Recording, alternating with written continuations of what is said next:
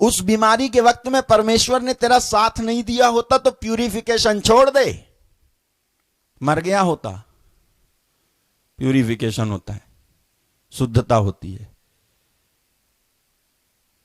दुखों में जो है हम दुख जो है हमको बढ़ोतरी देता है और ये करता है वो करता है। परमेश्वर ने उस बुराई में जो शैतान के द्वारा आपके ऊपर लाई गई थी, लाई जाती है, उसमें वो आपकी मदद करता है और आपको लगता है ठीक है बीमारी आई तो अच्छा हुआ। कोई लेसन वैसन नहीं सीखते हम जब तक परमेश्वर हमारा साथ ना दे। तो वो उस बुराई में जो आपने अपनी ही गलती और गुनाह और पाप की वजह से और अपनी ही मूर्खता की वजह से अपने ऊपर बुलाई वो बीमारियां और शैतान को न्योता दिया और वो आके आपसे खेल खेल रहा है, उस वक्त भी परमेश्वर इतना दयालु और करुणा का सागर है कि आपकी मदद करता है कि ये बीमारी तुझे नष्ट ना करने पाए, ये दुख तुझे नष्ट ना करने पाए, ये समस्या तुझे बर्बाद ना करने पाए। और हम कहते हैं बीमारी में ईश्वर की महिमा होती है। उसकी इच्छा नहीं है कि आप बीमार रहें, उसकी इच्छा नहीं है कि आप बीमार रहें। और इसलिए ये चंगाई का वरदान हम सबों के पास हो कि हम जितने भी बीमार लोग हैं और जो भी प्रार्थना में आते हैं, स्वमें ये इच्छा से, खुद से, ये नहीं कि ढूंढ ढूंढ के आ भैया दिखाऊं मैं तेरे को कि जो है मेरे ऊपर जो है चंगाई का वरदान जो है झूम रहा है। नहीं, जो परमेश्वर की इच्छा और योजना से आता है मेरे पास, ठीक है, मैं उसके ऊपर हाथ रखूंगा और प्रभु से कहूंगा प्रभु इसे ठीक करो। प्रभु को ठीक करना होगा क्योंकि मैं ये विश्वास करता हूं कि बीमारी परमेश्वर की ओर से, दुख परमेश्वर की ओर से, एक्सीडेंट और गरीबी परमेश्वर की ओर से नहीं है। और परमेश्वर को मेरे इस विश्वास का सम्मान करना ही होगा। मैं ये नहीं कह रहा परमेश्वर मेरे विश्वास का मोहताज है, लेकिन मैं ये कह रहा हूं कि परमेश्वर अपने वचन का पक्का है। उसके वचन के आधार पे जो कह रहा हूं उसको उनको पूरा करना पड़ेगा। उसने कहा कि पिता मांगने वालों को अच्छी चीज क्यों नहीं देगा, और अगर मैं मांगूंगा तो उसको देना होगा। हम क्यों बहुत ज्यादा सोचते हैं, हम क्यों बहुत ज्यादा कंफ्यूज हैं, हम क्यों बहुत ज्यादा अपना दिमाग लगाते हैं। जो वचन कहता है उसको मान लो, और जो मानते हो उस पर चल पड़ो, और देखो चल पड़ोगे तो क्या होगा, परमेश्वर की आशीष और उसकी चंगाई और उसकी बेहतरी और उसका अनुग्रह आपके जीवन में होगा। मेरे भाई मेरी बहन, बीमारी परमेश्वर की योजना है ही नहीं। बीमारी परमेश्वर की योजना नहीं है। परमेश्वर की योजना है कि रोगी ठीक हो, और इसलिए उसकी योजना के अंतर्गत पवित्र आत्मा भेजा गया, जिससे कि हम जो विश्वासी हैं हमको रोगियों को चंगा करने का वरदान दिया जाए। और जब रोगी चंगा होगा तब ना ईश्वर की महिमा प्रकट होगी। हैं? फालिस में, लकवे में और जो है अपंगता में पड़ा हुआ है, तू जा उसके ऊपर हाथ रख और प्रभु से कह प्रभु इसको ठीक कर। उसके लिए उपवास प्रार्थना कर और कह प्रभु इसको ठीक कर। उसके लिए समय दे और कह प्रभु इसको ठीक कर। मेरी प्रार्थना को सुन, इसको ठीक कर, इसको ठीक कर, इसको ठीक कर, इसको ठीक कर, इसको ठीक कर। आप मुझे बताओ, आप डॉक्टर के पास जाओ, हैं? डॉक्टर के पास जाओ और डॉक्टर के पास जाकर आप बीमार हो, आप डॉक्टर के पास जाकर के कहो इस बीमारी के द्वारा परमेश्वर की महिमा हो रही है। डॉक्टर क्या कहेगा? तो तू ऐसी आ गया मेरे पास, बीमारी के द्वारा परमेश्वर की महिमा हो रही है, तो तू महिमा परमेश्वर की हो रही है या मेरी जेब भर रही है, मेरी जेब की महिमा हो रही है? बता, आप बताओ। देखो एक बात सुनो, डॉक्टरों के पास जाना नहीं चाहिए, मैं नहीं कह रहा। डॉक्टरों के पास जाना नहीं चाहिए, मैं ये नहीं कह रहा हूं। एक्सरा कराना नहीं चाहिए, मैं ये नहीं कह रहा हूं। डॉक्टर जो ठीक बात कहते हैं उसे मानना नहीं चाहिए, ये मैं नहीं कह रहा हूं। डॉक्टर के पास जाओ, लेकिन काहे के लिए? Just to confirm that after prayer you are healed और नॉट। समझे? डॉक्टर के पास जाओ, लेकिन प्रार्थना करके जाओ। पूरा निठल्ला बन करके जो है, अब तो डॉक्टर साहब तुम ही बचा लो, हैं? पूरे जो है उसमें प्रभु बहुत, डॉक्टर साहब तुम ही कुछ कर सकते हो, अब तुम ही कहो, अब तुम ही हो, पैर पकड़ते हैं, अभी तुम ही हो हमारे भगवान। तो ऐसे ही ऐसी बातें जब होती हैं तो वो खिलाफ है। जब तुम्हारा छींक आई, चल डॉक्टर के पास, जुकाम हुआ, चल डॉक्टर के पास, बुखार हुआ, चल डॉक्टर के पास, एक गांठ निकल आई, चल डॉक्टर के पास, फेफड़े में दर्द हो गया, चल डॉक्टर के पास, पानी भर गया, दस्त हो गई, चल डॉक्टर के पास। हमेशा डॉक्टर के पास। पहला स्थान प्रभु को कहां दिया जा रहा है? डॉक्टरों का विरोध नहीं कर रहा हूं मैं। मेडिकल साइंस दरअसल परमेश्वर की ओर से दिया गया दैविक उपहार है। अब इसको व्यापार बना लिया है वो अलग बात है ना। तुमको लगने वाली सुई जो 5 रुपए में लग जाती है, लगा रहा 5000 में, तो ये तो व्यापार है। परमेश्वर के वरदान का दुरुपयोग है, ठीक है, परमेश्वर के वरदान का दुरुपयोग है, मैं बता रहा हूं आपको, वो अलग बात है।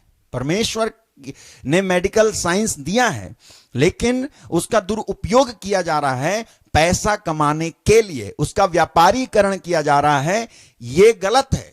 इसलिए आप इस व्यापारीकरण के शिकार ना बन करके क्यों ना पवित्र आत्मा को पुकारो, क्यों ना परमेश्वर को पुकारो और कहें इससे पहले है परमेश्वर मैं डॉक्टर के पास जाऊं, आप मुझे ठीक करो। मैं जाऊंगा, इसको चेक कराऊंगा, मैं बुरा नहीं कह रहा कि मैं चेक नहीं कराऊं, मैं जो है इंजेक्शन नहीं लगाऊं, जाऊंगा मैं करा लूंगा, लेकिन आप मुझे ठीक करो पहले। मुझे आप पे विश्वास है, मुझे आपकी हीलिंग पावर पे विश्वास है, मुझे आपकी सामर्थ्य पे विश्वास है। जितना गोली के ऊपर, ट्यूब के ऊपर और इंजेक्शन के ऊपर और तमाम प्रकार की रंग बिरंगी लंबी चौड़ी गोल गोल गोलियों पे विश्वास है, उससे ज्यादा विश्वास प्रभु मुझे तेरी सामर्थ्य पे है, तू ठीक कर मुझे। पीछे पड़ो उसके, देखना ये हीलिंग का गिफ्ट तुमको मिलता है कि नहीं मिलता है। अरे खुद ही अंधा तो दूसरे को क्या रास्ता दिखाएगा, खुद ही बीमार तो दूसरे को क्या ठीक करेगा। तो पहले खुद ठीक हो जा और फिर ठीक करने चल दे। मेरे भाई मेरी बहन, परमेश्वर को आप जो है सही ढंग से समझें, सही ढंग से समझें आप। वो ये चाहता है जो मैं आपको बता रहा हूं, वो ये चाहता है, वो ये चाहता है, वो ये चाहता है। मेरे पास एक और भाई ने एक गवाही दी, मैं बता रहा हूं आपको। संकेत नाम का एक भाई है, संकेत आनंद से। उन्होंने लिखा कि मैं संकेत प्रमार आनंद से, मैं हॉस्पिटल में एडमिट था और मुझे वेडनेसडे को डिस्चार्ज मिला। स्टमक की बीमारी से मैं पीड़ित था और उसकी वजह से बहुत ब्लड निकल जाता था स्टूल में, लैट्रिन के रास्ते। फिर घर पे आके 2 दिन से आपकी प्रेयर मीटिंग से जुड़ा हुआ हूं और मुझे अब काफी अच्छा लग रहा है, जैसे कि पवित्र आत्मा मुझे छू रहे हों। मुझे चंगाई देने के लिए यीशु मसीह का धन्यवाद, हालेलुया। आपको क्या लगता है जब मैं बताता हूं ये गवाही, क्या आपको लगता है बना के बोल रहा हूं? मुझे मालूम है आपको नहीं लगेगा, लेकिन मैं सच बता रहा हूं कि सच में ऐसा हो रहा है। प्रभु रोगियों को चंगा कर रहा है। अगर बीमारी परमेश्वर की ओर से उपहार है तो प्रभु को चंगा नहीं करना चाहिए और ना ही परमेश्वर को अपने पुत्र को भेजना चाहिए था और ना ही उसके पुत्र को आकर के ये कहना चाहिए था मैं इसलिए आया हूं कि तुम्हें जीवन मिले, बल्कि बहुतायत का जीवन मिले। जॉन चैप्टर 10 वर्स 10, यूहन्ना अध्याय 10:10। और ना यूहन्ना के पहली पत्री के अध्याय 3 वचन 8 में यह लिखा होना चाहिए था कि ईश्वर का पुत्र इसलिए प्रकट हुआ है कि वह शैतान के कार्य समाप्त करे, और ना यह लिखा होना चाहिए था कि ईश्वर की हर संतान संसार पर विजयी होती है और जो विजय संसार को पराजित करती है वह हमारा विश्वास है। यह भी नहीं लिखा होना चाहिए था। और यह भी नहीं लिखा होना चाहिए था बाइबल में कि रोगियों को चंगा करो, और यह भी नहीं लिखा होना चाहिए था बाइबल में कि यीशु मसीह के शरीर से सामर्थ्य निकलती थी और रोगियों को चंगा करती थी, और यह भी नहीं लिखा होना चाहिए था बाइबल में कि प्रभु आत्मा के सामर्थ्य से प्रेरित होकर के रोगियों को चंगा करते थे। यह भी नहीं लिखा होना चाहिए था, लेकिन लिखा है। इसका मतलब कोई तो बात है, और यह बात यह है कि प्रभु इस धारणा को, परमेश्वर इस धारणा को, इस विचारधारा को तोड़ना चाहता है जिसके तहत शैतान ने बांध करके हमको बीमार बना रखा है। मालूम है, एक व्यक्ति को शैतान बीमार बनाने के लिए पहले एक गलत धारणा से बांधता है। सुना आपने? सुना आपने? कोई किसी का घर कब लूटता है यीशु ने जानते हो क्या बताया था? पहले बांध दो उसको। कोई किसी के घर को कब लूट सकता है? पहले उसके घर के मालिक को बांध दो। वो बंद के पड़ा रहेगा, मुंह भी बांध दो, है ना, हाथ भी बांध दो, शरीर भी बांध दो और टाइट करके बांध दो, और उसके बाद घर लूट लो। यही तो कहा था यीशु ने कि कोई बलवान किसी के घर में लूटता कब है? जब उसको बांध देता है। यही तो शैतान करता है, पहले वो बांध देता है। क्या? गलत धारणा से, गलत विचार से, गलत सिद्धांत से बांध देता है।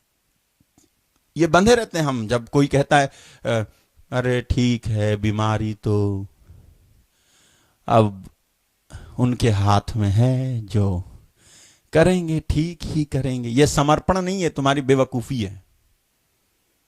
ये सरेंडर नहीं है, सरेंडर करना नहीं है। ये आपकी भी कुछ ड्यूटी बनती है। वचन के हिसाब से आपकी भी कुछ ड्यूटी बन रही थी कि आप इसको एक्सेप्ट मत करो। ऐसे थॉट्स को आप एक्सेप्ट ही ना करें, ऐसे विचारों को आप एक्सेप्ट ही ना करें कि आपको बीमार रहना है। नहीं, आप कहो प्रभु तेरा वचन कहता है अब ये आना चाहिए, तेरा वचन कहता है। ये चंगाई का वरदान क्रियाशील होता है कब? जब आप कहते हो तेरा वचन कहता है प्रभु, तेरे घावों के द्वारा मैं भला चंगा हो गया हूं। तो ऐसे कैसे हो सकता है कि मैं बीमार रहूं? प्लीज हील मी, ठीक करो मुझे, ठीक करो मुझे, ठीक करो मुझे। आपको मालूम है मैथ्यू 13:15 में 4 स्टेप के बाद में 5th स्टेप पे चंगाई होती है। तो क्या है? देख ले, सुन ले, समझ ले, लौटा तो चंगा हो जा। मैथ्यू चैप्टर 13 वर्स 15 में मैं दिखाता हूं आपको। पहले भी मैंने बताया आपको, इससे पहले कि मैं आपके लिए प्रार्थना करूं मैं बता देता हूं आपको। सुनो, यशायाह नबी ने भविष्यवाणी की, यीशु मसीह ने कोट किया है 13:14 में। मैथ्यू चैप्टर 13:14 से पढ़ता हूं, सुनिए। यशायाह की ये भविष्यवाणी इन लोगों के ऊपर पूरी उतरती है। तुम सुनते रहोगे परंतु नहीं समझोगे, देखते रहोगे परंतु तुम्हें नहीं दिखेगा। इन लोगों की बुद्धि मारी गई है, ये कानों से सुनना नहीं चाहते, इन्होंने अपनी आंखें बंद कर ली हैं। कहीं ऐसा ना हो कि ये आंखों से देख लें, नंबर 1, कानों से सुन लें, नंबर 2, बुद्धि से समझ लें, नंबर 3, मेरी ओर लौट आए, नंबर 4, और मैं इन्हें भला चंगा कर दूं, नंबर 5। और मैं आपको, आप आश्चर्य करोगे, आप आश्चर्य करोगे, एक आश्चर्य करोगे आप। यही वाला वचन कि इन लोगों की बुद्धि मारी गई है, ये केवल मत्ती में नहीं लिखा है, यह वचन प्रेरित चरित्र में लिखा है। यही वचन आखिरी तक गया है। कई जगहों पर यह वचन यूज किया गया है, पौलुस ने उपयोग किया इस वचन का कई जगह पे। इन लोगों की बुद्धि मारी गई है। यीशु मसीह ने कहा बुद्धि मारी गई है। ये क्या है? सुनते रहेंगे, समझेंगे नहीं, देखते रहेंगे, दिखेगा नहीं। इन लोगों की बुद्धि मारी गई है, कानों से सुनना नहीं चाहते, इन्होंने अपनी आंखें बंद कर ली हैं। क्या कहना चाह रहा है प्रभु? ये तुम पर्पसली कर रहे हो, तुम जानबूझ के कर रहे हो। तुम सुनते हो, तुम समझते हो, लेकिन एग्री नहीं होते जो सुना रहा है उसके साथ में, सहमत नहीं होते उसके साथ में जो सुना रहा है तुमको मेरा वचन, और तुम बंधे हुए हो, तुमको बांध रखा है। और क्या कह रहा है प्रभु कि तुम्हारे बंधन टूट जाए, उसके लिए क्या करो? समझ लो। क्या? आंखों से देख लो, कानों से सुन लो, बुद्धि से समझ लो, मेरी ओर लौट आओ और मैं तुम्हें चंगा कर दूंगा। जिस क्षण, जिस वक्त आप परमेश्वर के वचन की सत्य को समझेंगे, आप सच में चंगे हो जाओगे, आप सच में स्वस्थ हो जाओगे। सच में, भूलना मत। लूकास अध्याय 13 उसके वचन 16 में आपको पढ़ने को मिलेगा कि एक औरत 18 साल से झुकी हुई चलती थी। 18 साल से, कैन यू इमेजिन? 18 इयर्स झुकी चलती थी 18 साल से। जानते हो 18 साल से झुकी चलती थी, और नतीजा क्या हुआ? 18 साल तक लोगों ने नहीं देखा होगा वो झुकी चलती है, और लोगों ने क्या नहीं कहा होगा उससे। हाँ, जरूर उससे ये कहते होंगे, अरे परमेश्वर ने बड़ा कहर ढाहा है तेरे ऊपर, बिचारी। कई लोगों ने कहा होगा, ये तो परमेश्वर ने कर दिया है तेरे लिए, झुकी झुकी चल।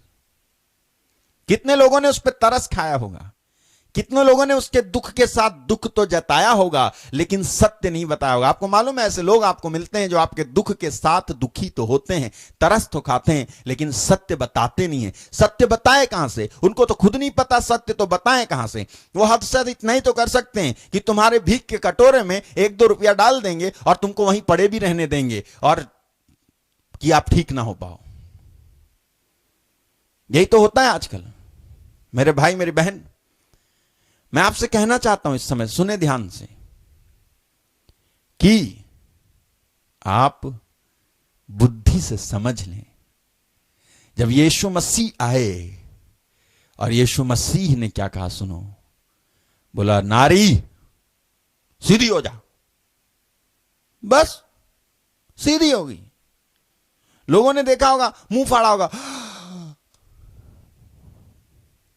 ठीक हो गई, बाप रे, वाह, अरे, ये किया होगा,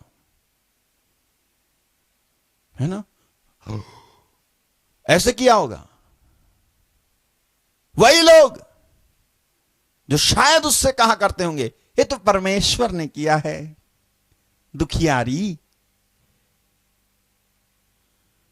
ये लोग बुद्धि से समझना नहीं चाहते, कानों से सुनना नहीं चाहते, आंखों से देखना नहीं चाहते, मेरी ओर आना नहीं चाहते कि ठीक हो जाएं।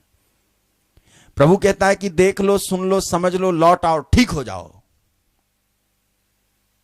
देख लो, सुन लो, समझ लो, लौट आओ। देख लो, सुन लो, समझ लो, लौट आओ, ठीक हो जाओ।